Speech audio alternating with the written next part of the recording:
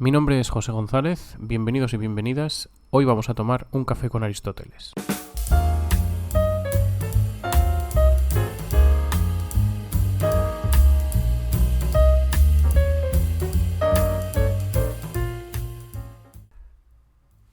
Como hemos ido anunciando en estos últimos 2 meses, hoy llega el último episodio de la primera temporada de Un café con Aristóteles. Un episodio que queremos dedicar a preguntas de la audiencia. Por eso cerramos esta primera temporada hoy con este episodio de preguntas y respuestas que hemos ido recolectando de la participación, de vuestra participación, principalmente en Instagram. Por tanto, lo primero que quiero hacer es daros las gracias a todos aquellos que habéis enviado una pregunta o una sugerencia o un comentario para que nosotros aquí podamos, o yo aquí pueda dar una respuesta o lo que buenamente pueda hacer con vuestras preguntas. En cualquier caso, recordad que tenemos pendiente, como ya anunciamos por Instagram también, que tenemos pendiente un episodio sobre el comunismo platónico, sobre la crítica de Aristóteles al comunismo platónico, que por cuestiones logísticas de nuestra vida privada pues no hemos podido tener preparado y grabado a tiempo. En cualquier caso, en algún momento del verano, este episodio extra aparecerá en el canal. Pues bien, para este episodio de preguntas y respuestas cuento con la inestimable ayuda de Eva, que tendrá el encargo de leer las preguntas que hemos seleccionado de entre las que nos han llegado. Hola, pues encantada de poder participar. Eva lleva el podcast Teme la vieja sangre, que es un podcast dedicado a un videojuego de From Software, Bloodborne, en el que tengo pues la suerte de participar y del que se pueden extraer muchas referencias y muchas reflexiones de tipo filosófico. Por tanto, si alguien, además de ser aficionado a la filosofía, es aficionado también a los videojuegos y a este tipo de videojuegos en particular, pues yo recomiendo encarecidamente que busque Teme la vieja sangre y que escuche estos episodios y reflexione con nosotros un poquito. Bien, dicho esto y presentados todos los que vamos a participar en este episodio, pues vamos a empezar con la primera de las preguntas. Pues como bien dices, esta es la primera pregunta y ¿es igual el concepto de verdad de Aristóteles que el de Kant o Hegel? Pues así de entrada, no. Y no porque Aristóteles, Kant y Hegel pertenecen a momentos históricos muy distantes, muy diferentes. Obviamente Kant y Hegel menos entre sí, pero estos dos con Aristóteles pues se llevan alrededor de 2000 años de distancia. Y esto implica que estos autores pues viven en contextos intelectuales muy diferentes. Esto afecta obviamente al concepto de verdad, como a cualquier otro concepto dentro de las filosofías de estos autores. Pero bueno, si atendemos concretamente al concepto de verdad, podemos asumir que este concepto para Aristóteles era el propio del imaginario o del marco intelectual griego, que es el concepto de aletheia, que viene a significar, por su, digamos, raíz etimológica, lo que no está oculto o lo que se desoculta. Por lo tanto, la verdad consiste en, dicho mal y pronto, en señalar claramente aquello que sucede en la realidad. Kant, por su lado, trabaja con un concepto mucho más, digamos, idealista de la noción de verdad. Aristóteles es, como sabéis, un empirista, dicho así de una manera superficial. Es decir, es un autor que le da un peso muy importante en su teoría del conocimiento a la observación y a los datos de los sentidos, sin olvidar, por supuesto, el papel fundamental de la razón en, digamos, la gestión o el trabajo con esos datos de los sentidos. Kant es algo más idealista. ¿En qué sentido? Sabemos que la teoría del conocimiento de Kant nos dice que hay una parte del entendimiento, es decir, lo que él llama las categorías, hay una parte de nuestra propia individualidad que es la que define el concepto del objeto, que es la que define la cosa que estamos percibiendo. Y esto es básicamente el enfrentamiento entre el criticismo, el idealismo kantiano y el realismo de Aristóteles. ¿A dónde quiero ir con esto? Quiero ir que, aunque no son autores que evidentemente tratan la verdad en su corpus filosófico, pero no son autores que tratan, digamos, que hablan, que escriben específicamente sobre el concepto de verdad, sí que es cierto que de su teoría del conocimiento se puede ver que entienden la realidad, la verdad, cómo nos relacionamos con el mundo de maneras muy distintas. Esta oposición es la oposición del realismo aristotélico, en el que la cualidad está en la cosa y yo soy el que, casi como un sujeto pasivo, conoce las cualidades de esa cosa que estudia, y el idealismo kantiano, que nos habla de un sujeto que no es meramente pasivo, sino que pone parte de sus estructuras, parte de su pensamiento en la cosa que está estudiando. Tanto conceptos de verdad no es que sean en esencia contrarios, pero evidentemente no son iguales, porque parten de marcos absolutamente distintos. Lo que sucede con Hegel es todavía, yo diría que más especial que con Kant, porque Hegel entiende la verdad en sentido, es un saber absoluto, así titula el capítulo de su obra en el que trata el concepto de verdad. Pero no me aventuraré con el concepto de verdad de Hegel porque se escapa, está muy lejos de mis habilidades ahora mismo. Pues sigamos con otra pregunta, que es: ¿crees que examinarse de filosofía debería ser obligatorio en la selectividad? Pues a mi juicio no debería ser obligatorio. Yo creo que todo el mundo debería tener a lo largo de su vida académica una parte de ella dedicada a formarse en filosofía. Eso sí que creo que debería ser obligatorio en alguna parte de nuestra vida académica. Pero, por supuesto, creo que no debería ser obligatorio en el examen de selectividad, puesto que el examen de selectividad es fundamentalmente pragmático. Es decir, es un examen llave. Sirve, está pensado casi en términos de empleabilidad. Sirve para entrar en un estudio posterior, en una carrera universitaria, y para nada más. Por tanto, no está evaluando realmente cuáles son las habilidades en cuanto a pensamiento filosófico de la gente que lo hace. Por tanto, no, definitivamente no. No creo que debiera ser obligatorio. Debiera ser, es decir, el sistema debería obligatoriamente ofrecerla para que la gente la escogiera. Pero no, por supuesto, como un requisito necesario para acceder a un estudio universitario. Estoy de acuerdo que yo fui a historia. Vamos con otra pregunta, un poco, entre comillas, personal, que es: ¿cuál es tu filósofo más odiado? Pues no sé cuánto de personal, pero desde luego es casi tan difícil como la primera que hemos recibido, como la primera que hemos leído. Y mira que aquella pues daba para varios episodios de una hora sin ningún problema. ¿Cuál es el filósofo que más odio? Pues yo diría que ninguno y muchos. Yo soy de los que piensa que llegó un momento de la historia en nuestra historia reciente, en el que la filosofía, el trabajo, la elaboración, pues ha sufrido un declive importante. Tal vez pondría ese declive en las corrientes posmodernas en general, tomando un poco la idea de Lyotard, que decía, o que venía a decir eso de que han acabado los grandes sistemas con el posmodernismo. Filósofos odiados por mí, pues no sabría decir. Puedo decir algunos hacia los que desarrollé bastante manía durante mi formación.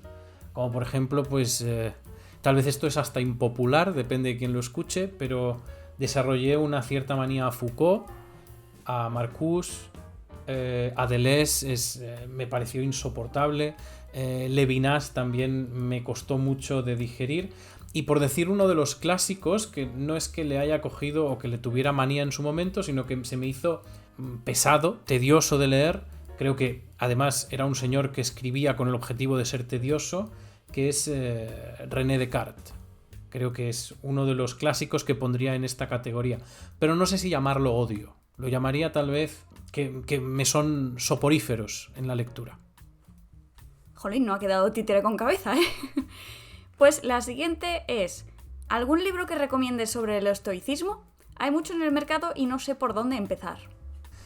Pues diría que ninguno de los escritos por autores actuales, o mejor dicho, ninguno de los que pretenden ser libros sobre el estoicismo y que no son de autores propiamente estoicos, catalogados por la historia de la filosofía como estoicos, quiero decir. Eso quiere decir que un autor contemporáneo, un autor de ahora, no puede hacer un libro, digamos, de estoicismo o inspirado en la filosofía estoica? Pues por supuesto que no. A lo que me estoy refiriendo es a esta corriente, a esta moda que se ha puesto pues de moda, valga la redundancia, en los últimos años, en el que todo el mundo se siente con la capacidad de hablar y de escribir acerca del estoicismo y de invocar a los autores estoicos sin en realidad tener en muchas ocasiones demasiada idea de lo que están diciendo.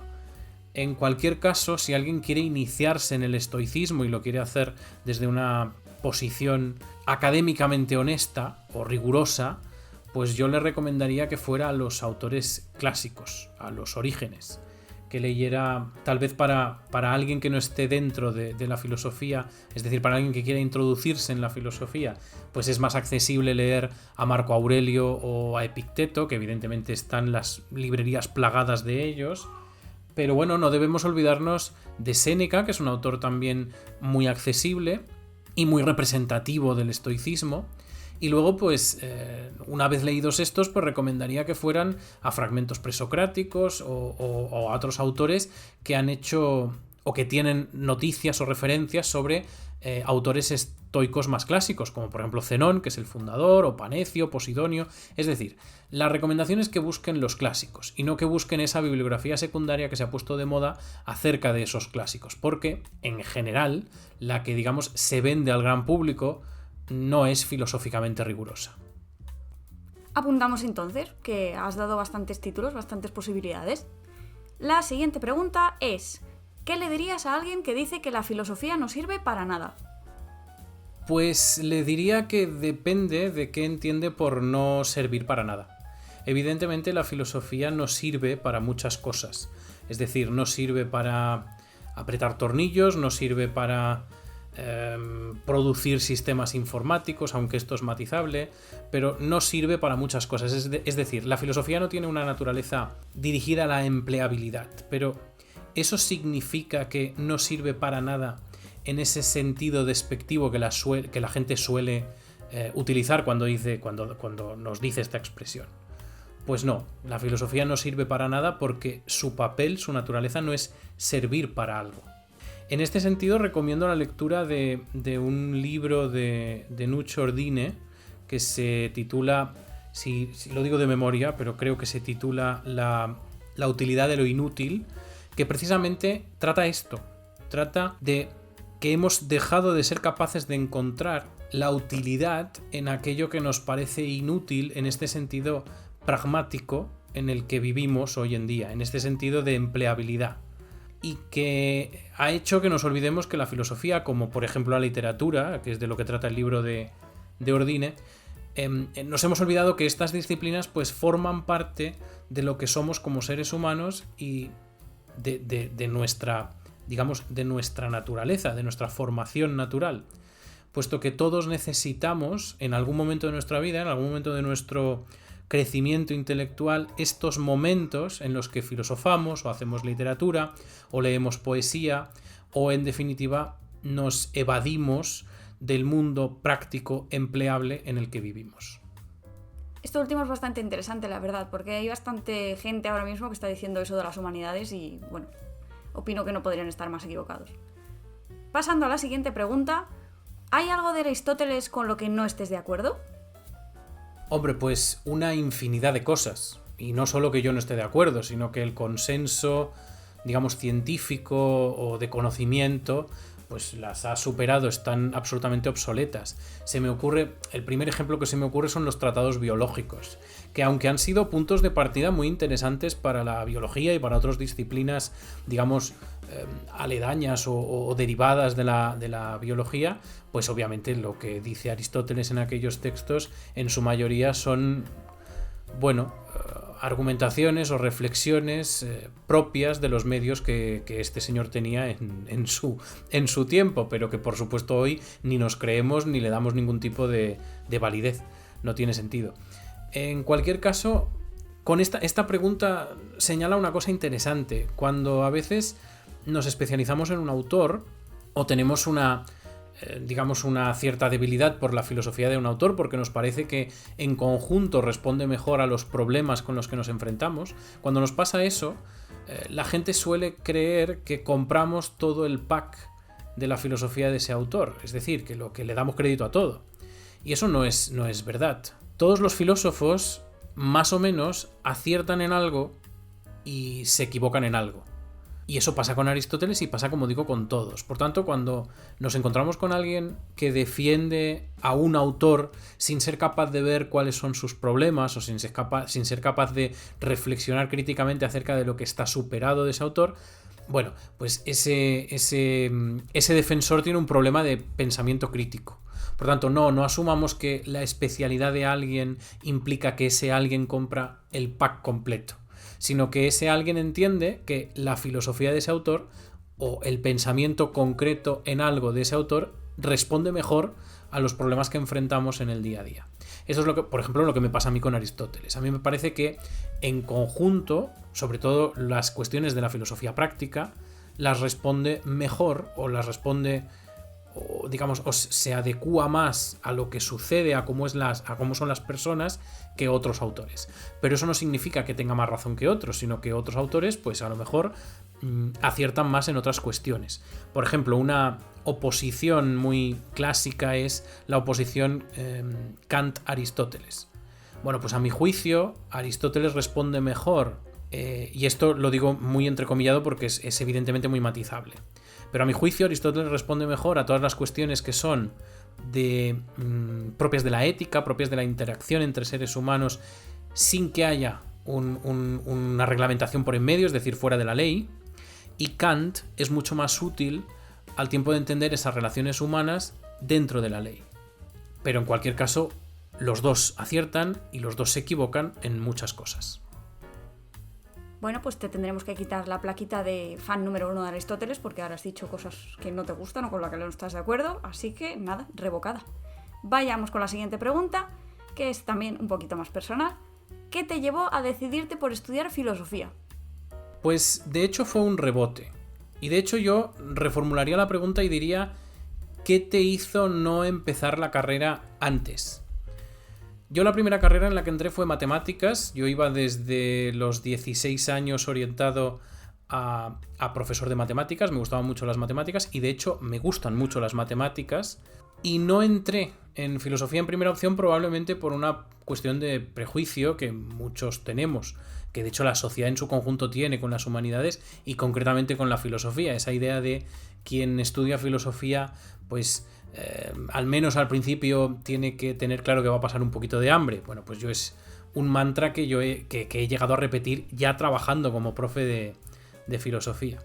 Bueno, lo que decía, empecé en matemáticas. Hice un año de matemáticas, tal vez por el momento de mi vida en el que estaba, pues no me dio como para, digamos, superar el primer año. Y una vez ante la necesidad de decidir qué hacer, pues opté por mi segunda opción, que era filosofía, evidentemente. Una segunda opción que, como os digo, era una primera opción encubierta, porque a mí la filosofía me gustaba desde primero de bachillerato, desde mi primera clase de filosofía, en la que mi profesor nos habló de la película de Matrix, de la que yo era absoluto fan en aquel momento.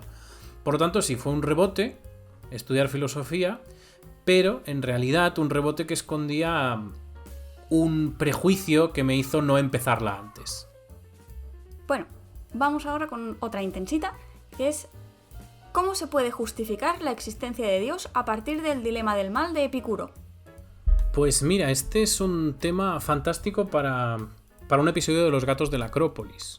Y además es que es un tema complicado de responder, del que por supuesto pues no soy especialista. En cualquier caso, una respuesta así superficial a la cuestión sería pues restándole el valor moral a lo que hace Dios, que es una de las respuestas que se le da al dilema, o en realidad trilema de Epicuro.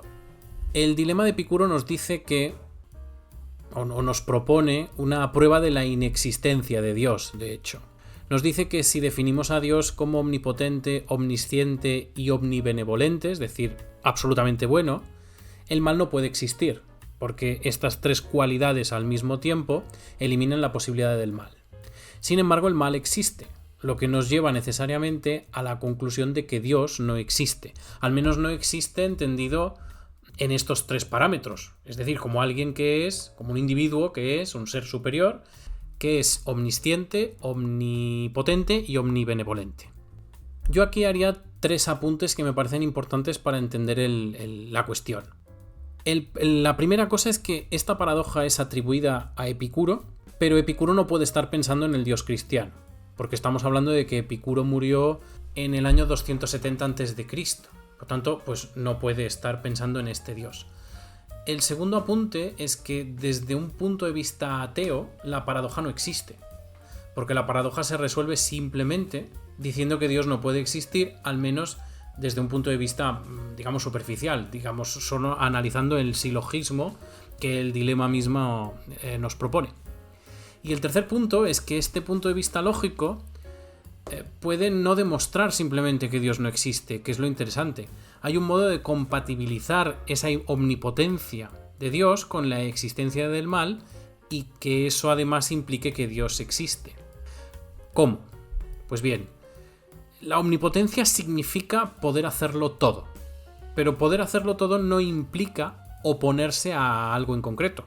Es decir, no implica querer hacer todo. Que uno pueda hacerlo todo no implica que no haya cosas que no quiera hacer. Por ejemplo, en este caso, que no quiera hacer un determinado bien en un determinado contexto. En el sistema clásico, en la idea clásica de Dios, la omnibenevolencia venía a corregir esta cuestión. Si Dios es un individuo infinitamente bueno, totalmente bueno, ¿cómo se explica que quiera hacer el mal en algún caso concreto?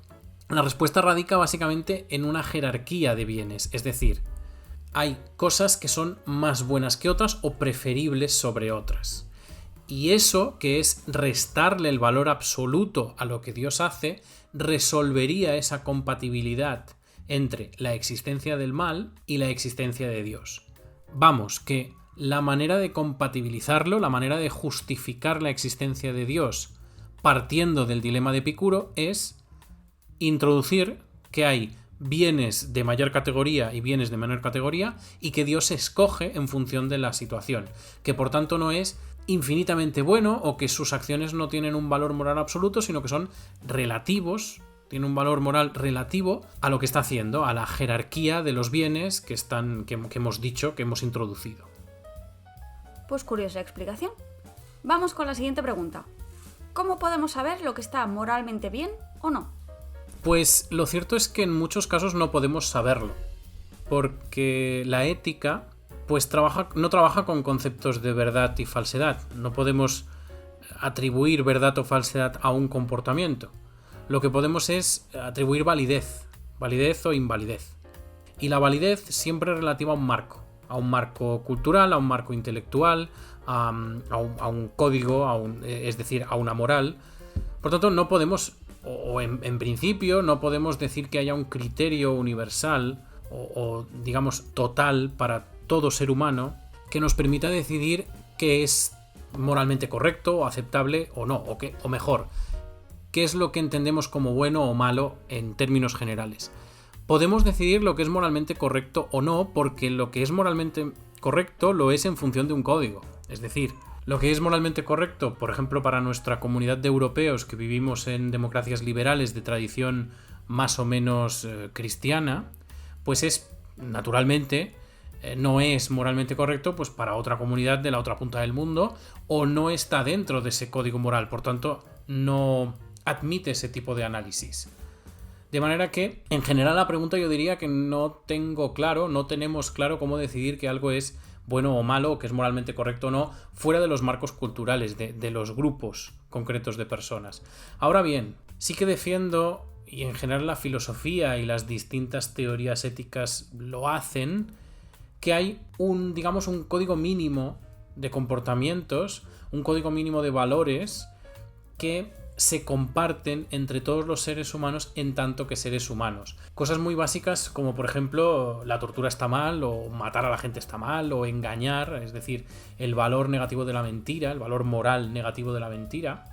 Todo eso hay unas directrices muy básicas que son a primera vista, que las vemos malas casi todos o todos a primera vista, que yo sí creo, y como digo, muchos creemos, que sí que hacen como de, digamos, como de meta, como de modelo, sobre el que construimos distintos marcos morales, distintos códigos morales que pueden ser en gran medida culturales, pero que persiguen estas ideas, digamos, más universales, absolutas o totalizadoras. Evidentemente, teorías éticas las encontramos de todos los tipos. Tenemos teorías éticas, digamos, universalistas, como por ejemplo la de Kant, teorías éticas que no son relativistas, pero que sí que atienden un poquito más a las distintas situaciones y contextos, como por ejemplo puede ser la de Aristóteles, o directamente éticas relativistas, éticas incluso subjetivistas, que entienden que el marco de análisis, es decir, el criterio para decir lo que es moralmente correcto es el individuo mismo, lo que siente el individuo mismo en cada contexto, frente a cada acción.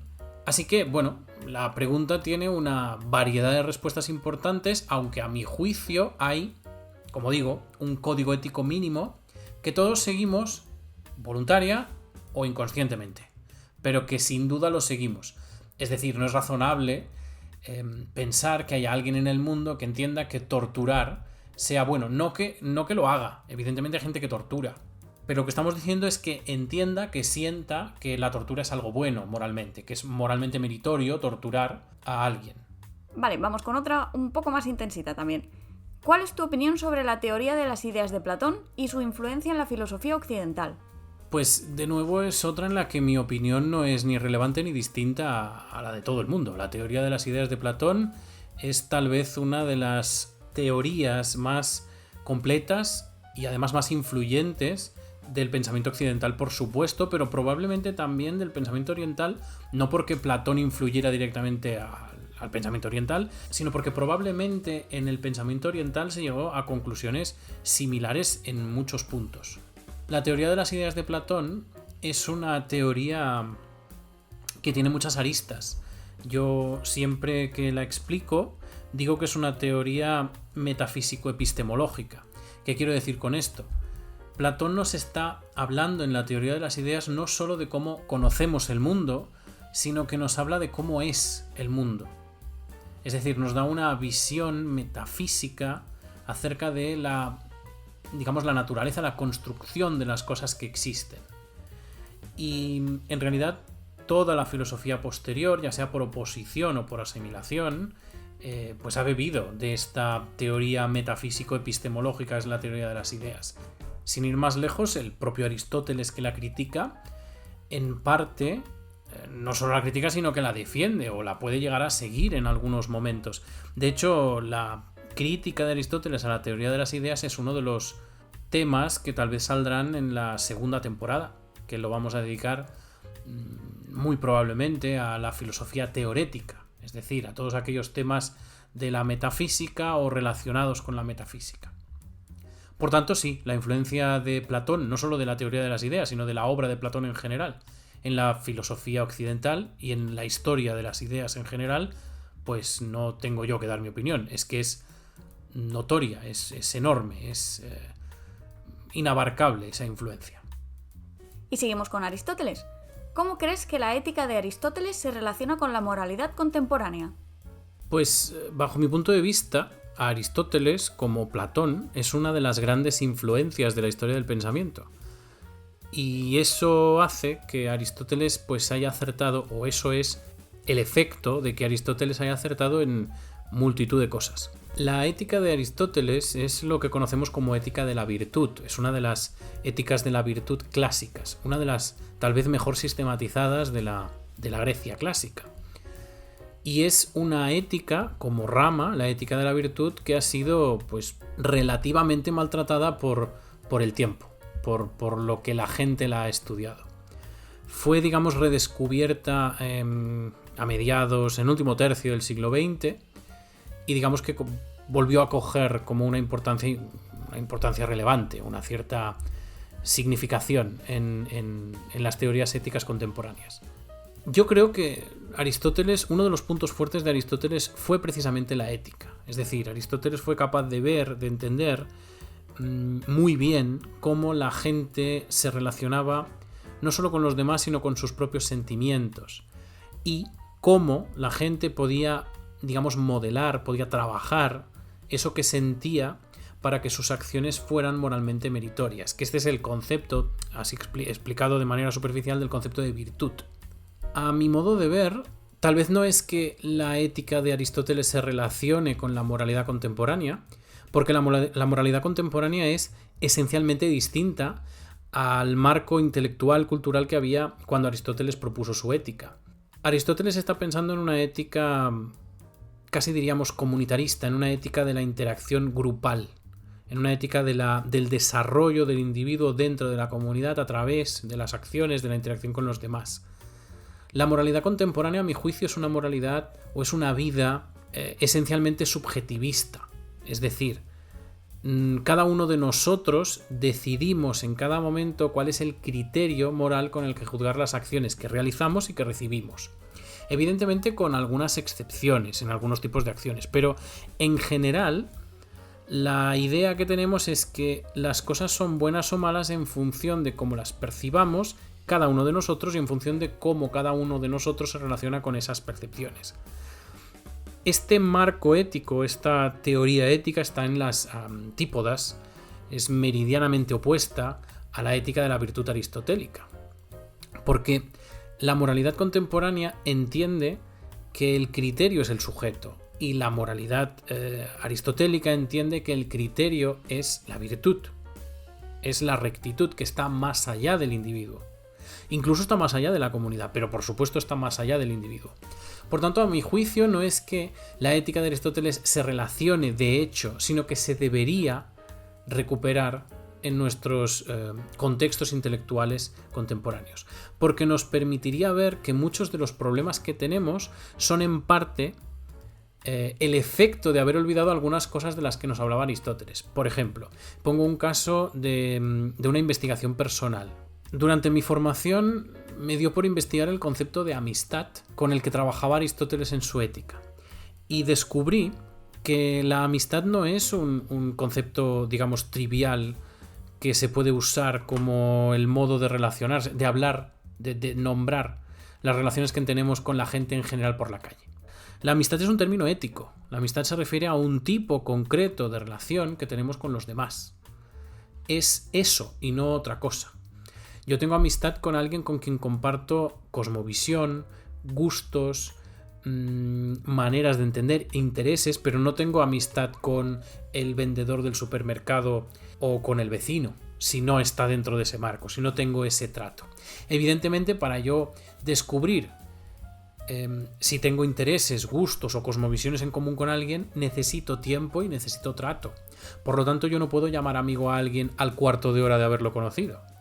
Y esto es lo que hacemos en nuestros contextos contemporáneos. Utilizamos, por ejemplo, el contexto de amistad con una ligereza, el concepto de amistad, perdón, con una ligereza que lo desviste absolutamente de cualquier importancia ética. Esto, más allá de ser una cuestión terminológica, da muestra del valor que le damos a las relaciones humanas hoy en día.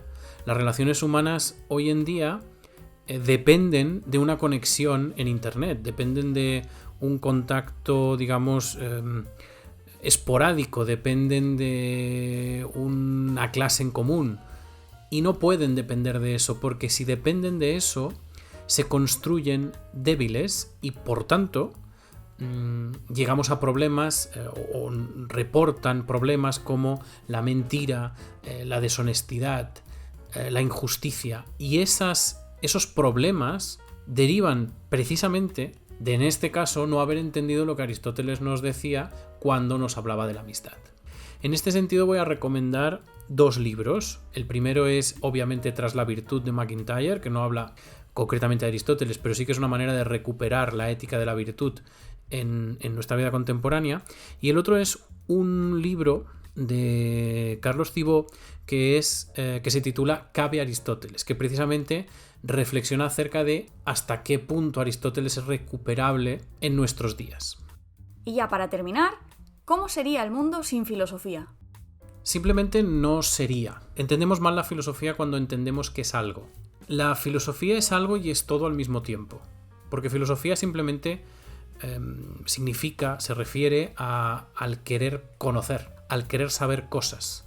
Cuando hacemos filosofía no hacemos una asignatura del colegio.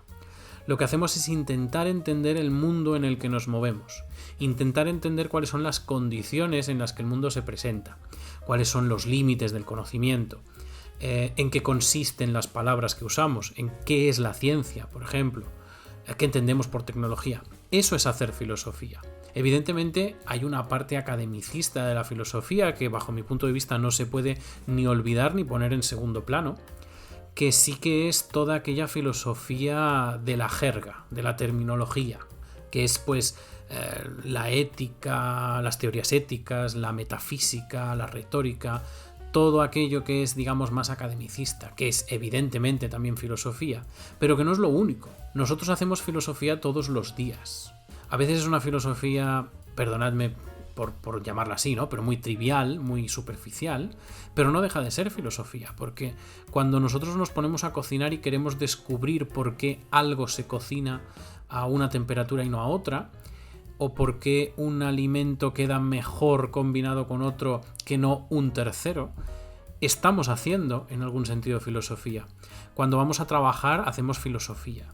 Cuando decidimos en qué gastar el dinero, estableciendo una jerarquía de prioridades, estamos haciendo en cierto sentido filosofía. Por tanto, ¿cómo sería el mundo sin filosofía? Es simplemente una pregunta carente de sentido. Es una pregunta que no se refiere a ningún objeto, porque el mundo, quiero decir, la vida humana en el mundo es necesariamente filosófica.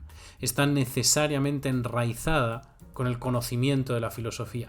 Porque, repito, etimológicamente, el origen del filosofar es simplemente querer saber, pensar. De manera que todas las ciencias a las que normalmente les damos tanta credibilidad son derivadas de esa filosofía. Y por tanto, todo el rato la estamos haciendo, vivimos en ella y no podríamos vivir sin ella.